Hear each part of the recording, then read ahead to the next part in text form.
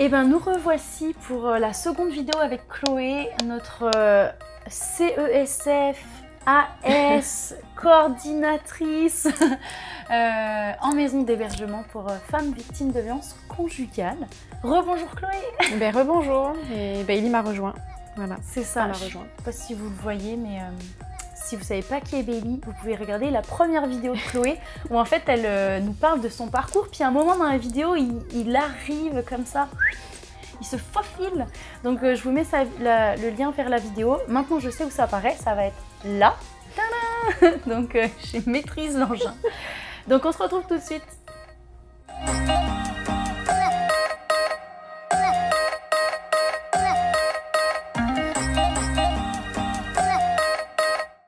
Commençons. Est-ce que tu pourrais nous dire un peu ce que c'est une maison d'hébergement pour femmes victimes de violences conjugales au Québec, en tout cas? Oui, en fait, c'est l'équivalent en fait d'un centre d'hébergement pour femmes victimes de violences conjugales. Donc c'est vraiment un organisme à but non lucratif en fait qui a pour mission d'accueillir les femmes et les enfants victimes de violences conjugales, donc de fournir un lieu d'hébergement sécurisé, la plupart du temps gratuit aussi. Et puis d'aider les femmes à reprendre du pouvoir sur leur vie tout simplement, et puis globalement aussi de lutter contre la violence conjugale en général dans la société, donc par le biais des formations, des sensibilisations, etc. Ok. Est-ce que tu pourrais déjà nous expliquer, je sais qu'il y a une différence entre intervenant de jour, intervenant de nuit, de soir. Dans l'autre vidéo, tu nous as parlé d'intervenant de plancher. Tu peux un peu nous expliquer brièvement c'est quoi la différence entre tout ça, puis finalement c'est quoi les journées types d'une intervenante de jour ou une intervenante de soir? C'est sûr que ça peut varier quand même d'une maison à une autre là, mais il y a quand même une différence notoire, c'est que c'est un 24/7, donc en fait on est ouvert tout le temps. Il y a tout le temps quelqu'un en maison d'hébergement. C'est-à-dire que l'horaire est divisé en quarts de travail, donc il y a le quart de jour qui est en général de 8h à 4h, le quart de travail de soir qui est de 16h à minuit, et puis le quart de travail de nuit qui est de minuit à 8h. Et chaque jour c'est divisé de cette façon-là, de manière à ce qu'il y ait toujours une personne en fait en maison d'hébergement pour répondre aux besoins des femmes, et aussi pour répondre à la ligne téléphonique, puisqu'on a une ligne téléphonique d'écoute en fait, qui est aussi en fait disponible 24/7.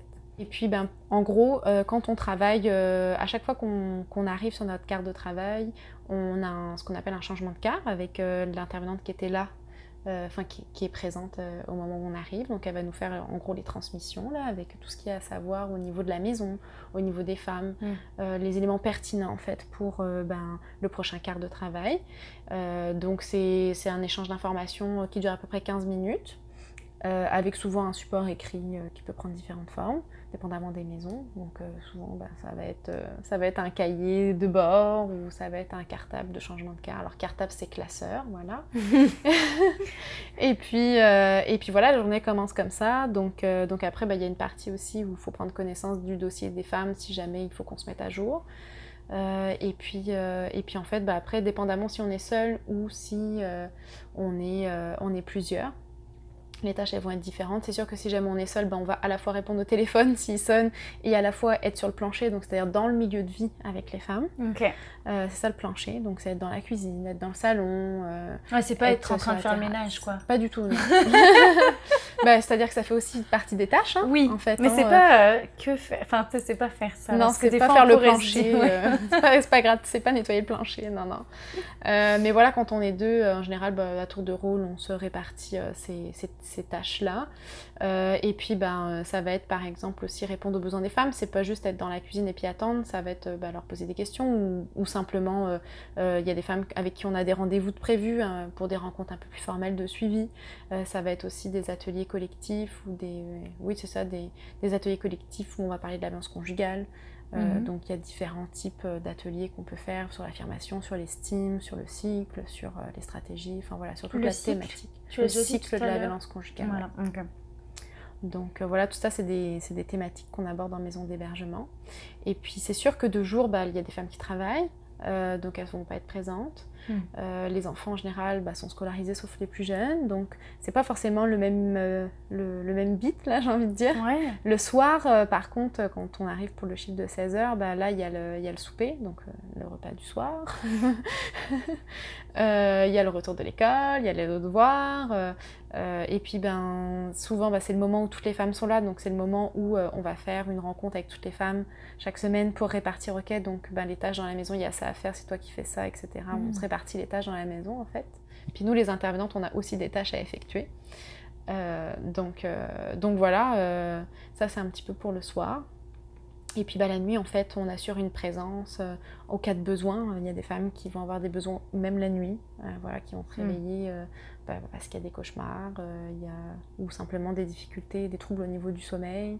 Il y a des femmes aussi qui n'ont pas un rythme de vie comme classique, là. Oui.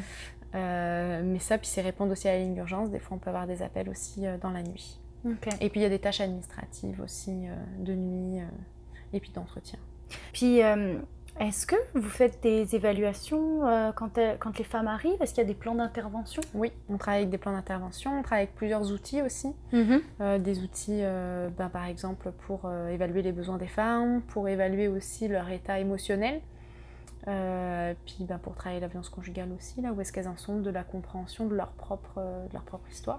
Puis le plan d'intervention, est-ce que c'est comme une intervenante qui est référente d'une personne? Okay. Ouais, on a un système de référence, mais c'est sûr qu'on va tout intervenir avec la femme. On va tout discuter avec elle. Je veux dire, le plan d'intervention, il est là, mais n'importe quelle intervenante, justement, en ayant le plan d'intervention, si jamais un des objectifs de l'intervention, c'est de recentrer la femme sur elle-même et sur ses besoins, si à un moment elle a l'opportunité de le faire sur le plancher, justement, là, dans une intervention informelle, elle va le faire, par exemple. Okay. Donc on travaille vraiment en équipe quand même. Ok, ouais. Presque toutes les intervenantes savent quel type d'intervention ou quels sont les objectifs du plan d'intervention de chaque femme, même si les professionnels ne sont pas les référents. Absolument. On a toute une très bonne connaissance de toutes les femmes, en fait, parce qu'on est toutes ensemble. Ouais. On est toutes ensemble dans la maison, donc on les connaît toutes, les femmes. Bon, après, c'est sûr qu'il y a des postes, par exemple, il y a une intervenante jeunesse aussi, donc elle a des missions spécifiques au niveau de la jeunesse. Donc elle va, par exemple, plutôt travailler la relation mère-enfant. Donc aussi bien avec les enfants qu'avec les mamans, puisqu'il y a aussi des impacts sur la relation mère-enfant quand on vit de la violence conjugale. Puis elle va aussi animer des ateliers spécifiques là-dessus.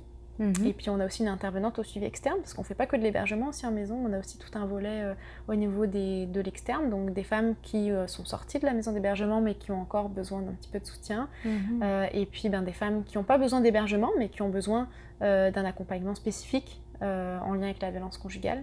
Donc c'est soit des rencontres individuelles, soit des rencontres de groupe. Puis est-ce que tu travailles, ou en tout cas avec les intervenantes, vous travaillez en partenariat avec d'autres... Alors c'est sûr que c'est sûr qu'il y a des postes qui nous amènent à davantage être en contact avec les partenaires que d'autres. Mais on a des ententes avec la police qui vont nous référer en fait des femmes avec leur consentement lorsqu'ils interviennent en fait dans des situations de violence conjugale. Donc ça va nous permettre de contacter directement la femme. C'est le seul cas de figure d'ailleurs où on va le faire, parce que nous on est vraiment dans une approche féministe, cette fameuse. Mais voilà, on laisse vraiment le pouvoir aux femmes, donc c'est leur décision de nous appeler, donc on va pas les relancer, les femmes, de manière générale. On a aussi un protocole d'entente avec l'hôpital et le CALAX en matière de violence sexuelle pour accueillir des femmes victimes de violences sexuelles en urgence. Donc c'est pas pour des hébergements vraiment à long terme, mais c'est en urgence là. On a aussi un protocole et tout un système de cellules de crise pour lutter contre les homicides intrafamiliaux. Donc avec la police, puis avec les différents partenaires, donc le CLSC, la DPJ, tout ce qui va être aussi au niveau la direction des poursuites criminelles. Enfin voilà, on a plusieurs acteurs autour de la table, d'autres centres de femmes, pour vraiment regarder c'est quoi le risque et puis qu'est-ce que chacun peut mettre en place pour contrer ce risque-là, aussi bien au niveau de l'agresseur, au niveau des enfants s'il y en a, et au niveau de la femme. Et puis on a aussi une intervenante qui, elle, est dédiée à tout ce qui est sensibilisation, en fait. Donc elle est, je pense que c'est l'intervenante qui doit être amenée le plus à rencontrer tous nos partenaires, là. Donc elle, en fait, elle se déplace dans les autres milieux communautaires, voire même en institutionnel, pour justement sensibiliser les professionnels, mais aussi la population, en fait, à la violence conjugale. Donc par exemple, aller dans des écoles? Oui, ou alors même former la police, on a déjà fait ça aussi. Donc voilà, c'est un petit peu ça, les différents... Il y a possibilité de plusieurs missions dans la thématique des violences conjugales, dans ce type de maison finalement. Oui, bien sûr. Mais c'était déjà le cas quand je travaillais en France. Il y avait déjà toute la partie sensibilisation qui existait. Et puis on faisait aussi du suivi externe. Donc en ça, c'est des services qui sont similaires. Puis on faisait aussi de l'écoute téléphonique. Ah, il y en a un qui se réveille. Et puis l'écoute téléphonique, ça c'est aussi c'est un service en soi en fait. Je parlais tout à l'heure qu'on était ouvert 24/7 et puis en fait sur n'importe quel quart de travail, de jour, de soir, de nuit, on peut être amené à répondre au téléphone. Mais répondre au téléphone, c'est pas juste répondre au téléphone, là c'est vraiment fournir des conseils, fournir de l'écoute, faire des interventions téléphoniques en lien avec la violence conjugale. T'sais. Qui peut appeler ce téléphone en fait? Principalement, ce sont les femmes victimes qui appellent directement. Elles peuvent être en train de vivre une crise, ne pas savoir quoi faire, vouloir quitter le conjoint et avoir besoin de soutien. Quoi. Je répète 15 fois oui, mais oui, c'est ça. Oui, ça arrive. Alors, la plupart du temps, je te dirais quand même que c'est des femmes qui appellent pendant que le conjoint n'est pas là, tu vois, ou pendant qu'elles sont... c'est ça en fait, pendant que le conjoint n'est pas là.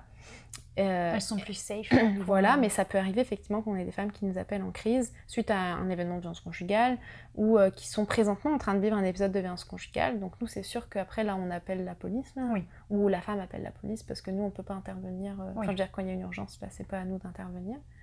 Mais c'est ça, sinon ça peut être des professionnels aussi qui peuvent demander des conseils sur comment aborder cette thématique-là, ou qui peuvent nous demander aussi c'est quoi vos services pour en parler à la femme. Ça peut être des proches aussi qui se sentent démunis face à leur fille, leur sœur qui vit de la violence conjugale et qui voudraient savoir comment la soutenir. Mais tout ça, pour pouvoir donner des conseils de ce type, il faut avoir une formation ou en tout cas de l'expérientiel dans ce domaine. Oui, en fait, nous, on fournit la formation quand les personnes arrivent, on donne une formation justement sur la violence conjugale. Puis il y a tout un processus de jumelage aussi au début pour se familiariser avec les services et avec toutes nos procédures, puis avec l'intervention téléphonique notamment. Et puis si on revient un peu plus sur l'intervention féministe, c'est un peu des fois le mystère... Moi, je me rappelle, sincèrement, quand je suis arrivée ici, j'entendais approche féministe ou intervention féministe. Je n'arrivais pas à conceptualiser ou théoriquement, je l'avais jamais, j'ai jamais travaillé, je pense, avec cette approche.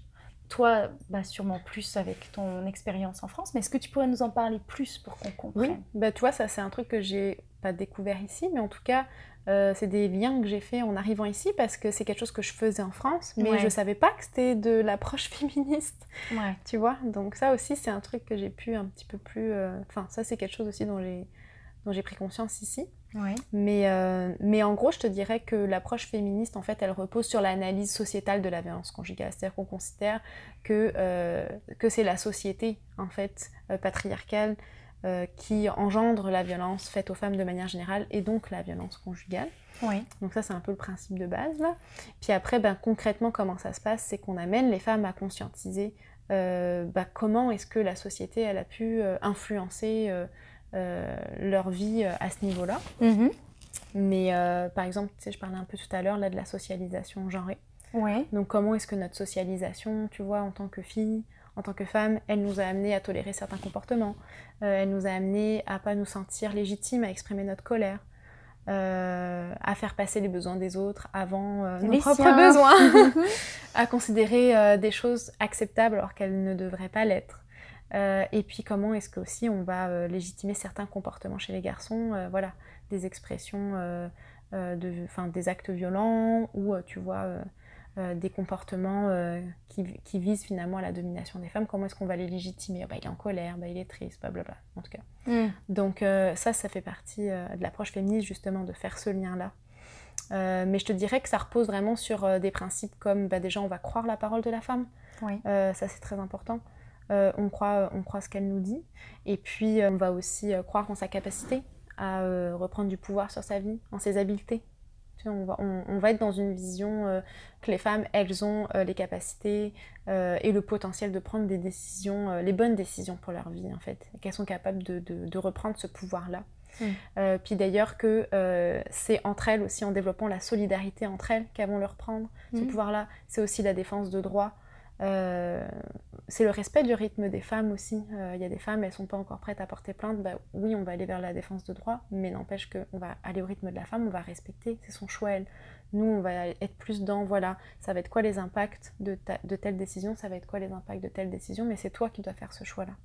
Parce que ce qui est pervers dans la violence conjugale, c'est comme ces femmes-là, elles ont vécu tout un processus d'emprise. Un des effets pervers, c'est qu'elles peuvent placer l'intervenante dans une position où décide pour moi, tu sais mieux que moi. Donc dans l'approche féministe, on va vraiment remettre la femme dans son rôle, enfin dans la position qui est la sienne en fait, c'est sa vie à elle, exactement. Puis nous, c'est pas nous qui allons vivre les conséquences de ses choix. Donc c'est vraiment, je pense, le principe fondateur là, de l'approche féministe. En tout cas, moi, c'est un peu comme ça que je le vois. Et puis, c'est sûr que dans l'approche féministe, on croit aussi que le changement individuel, il va amener un changement sociétal. Ouais. Tu vois. Et donc, j'allais dire, la boucle, elle est un peu bouclée quand les femmes, par exemple, elles ont envie de s'impliquer, peut-être pas politiquement, mais tu vois, d'aller faire une manif, ou je sais pas, tu vois, dans une asso. Ou dans une asso, oui, bon là, la manif, c'est vraiment l'exemple facile, mais en tout cas, tu vois, de s'impliquer au niveau de la citoyenneté, tu vois, et finalement, de faire de leur expérience individuelle quelque chose, tu vois, de l'ordre de la résilience, et je vais l'amener pour que ça serve à quelque chose pour les autres femmes, quoi. Ça, c'est surtout vrai avec ce qu'on a vu avec MeToo, là, les expériences, tout ce qui est autour des violences sexuelles. C'est un bon exemple, justement, de reprise de pouvoir, en fait. Oui. Comment est-ce que la solidarité entre femmes, et puis la prise de position publique, elle peut amener à sortir de la victimisation. Nous, l'approche féministe, c'est vraiment ça aussi. C'est amener la femme à sortir de la victimisation. Donc la victimisation, c'est vraiment comment est-ce qu'on a intégré l'impuissance en tant que femme. Comment est-ce que finalement on anticipe les futures agressions qu'on va vivre dans notre vie. Et puis je parle pas forcément de grosses agressions là, ça peut être des petites choses du quotidien, ça peut être une remarque sexiste, ça peut être des petites choses en fait qu'on a été amené vraiment à tolérer, quoi. C'est comment sortir en fait de cette impuissance là. Ouais. Ou de cette vision formatée en fait qu'on a pu nous... Oui, en fait c'est la remise en question de nos représentations au niveau des rôles masculins féminins aussi. Puis c'est sûr que ça c'est quelque chose qui enferme les femmes et qui enferme aussi les hommes, même si eux ils ont des privilèges dans cette organisation là, eux aussi ils peuvent pas exprimer parfois leurs émotions, donc il y a peut-être certains choix qu'ils s'autorisent pas à faire non plus. Ouais. Donc tout le monde serait gagnant, quoi. Ok, écoute, merci d'avoir partagé un peu plus en détail, bien que je suppose qu'il y aurait encore tellement de choses à dire, mais justement, on pourra mettre des liens dans la barre d'infos. Est-ce que tu aurais quelque chose que tu voudrais rajouter ? Oui, c'est vrai que j'ai pas vraiment parlé de ça, mais l'intervention féministe, comment est-ce que nous on la conçoit, c'est aussi une approche intersectionnelle. C'est-à-dire qu'on va pas juste prendre en compte le vécu oppressif en lien avec le statut de femme, mais on va aussi regarder c'est quoi les autres expériences d'oppression que la femme elle va avoir vécues ou qu'elle vit encore actuellement. Par exemple, si jamais elle est issue de la communauté LGBTQI+, si jamais elle est par exemple issue de l'immigration, si jamais elle a une couleur de peau différente, si jamais par exemple elle est porteuse d'un handicap, voilà, tout ça c'est aussi, c'est pas juste regarder en fait le vécu oppressif en lien avec le genre, c'est analyser ensemble en fait ces vécus oppressifs pour mieux comprendre la réalité de la femme, et puis du coup adapter nos interventions, avoir un meilleur accompagnement aussi de cette femme-là. Et puis voilà, c'est un petit peu une analyse qui hiérarchise pas non plus, tu vois, les vécus oppressifs, c'est-à-dire que c'est pas plus grave d'être victime de sexisme que d'être victime de racisme. Il est d'accord. donc voilà, c'est vraiment regarder ça sous ce prisme-là en fait. On peut être amené à vivre différentes oppressions parce qu'on peut faire partie de différentes minorités, tout simplement. Donc on les hiérarchise pas, on les analyse ensemble, même si elles sont indépendantes les unes des autres. Et puis surtout on lutte ensemble contre, c'est-à-dire qu'il y en a pas une qu'il faut attaquer d'abord puis les autres ensuite. C'est un peu ça l'approche intersectionnelle, puis c'est donner aussi la parole à ces femmes-là. Je veux dire, dans le mouvement féministe, c'est aussi donner plus la parole aux femmes issues de toute la diversité. Donc voilà. Bah écoute, merci beaucoup pour cet échange, encore une fois passionnant et passionné. Je me disais, si ça t'intéresse et si tu serais partante là, t'as parlé un peu du cycle de la violence conjugale. Je pense que ça intéresserait peut-être du monde d'avoir un peu plus d'infos sur ce cycle et puis sur comment on accompagne les personnes victimes de violences conjugales. On pourrait peut-être se revoir pour une prochaine vidéo. Oui, bah avec plaisir. J'ai déjà envie de répondre à cette question. Je ne doute pas. Eh bien, écoutez, si ça vous intéresse d'en savoir un peu plus sur le cycle de la violence conjugale ou sur une autre thématique ou autre chose, enfin, on reste dans le même domaine, mais dont Chloé a parlé et que ça vous intéresserait, bah, n'hésitez pas à poser des questions, à vous exprimer dans les commentaires. Moi, je passe toujours par là pour vérifier s'il y a des messages. Des fois, j'en loupe. Je ne sais pas pourquoi, je ne les vois pas. Mais je suis toujours assez attentive et rigoureuse. Donc, si besoin, je répondrai. Et puis, je demanderai à Chloé si elle souhaite bien venir répondre aussi. Oui, bah avec plaisir, il n'y a pas de problème. Ok. Et bien, super. On va vous dire au revoir. Et puis, à la prochaine. Bye bye. On plonge.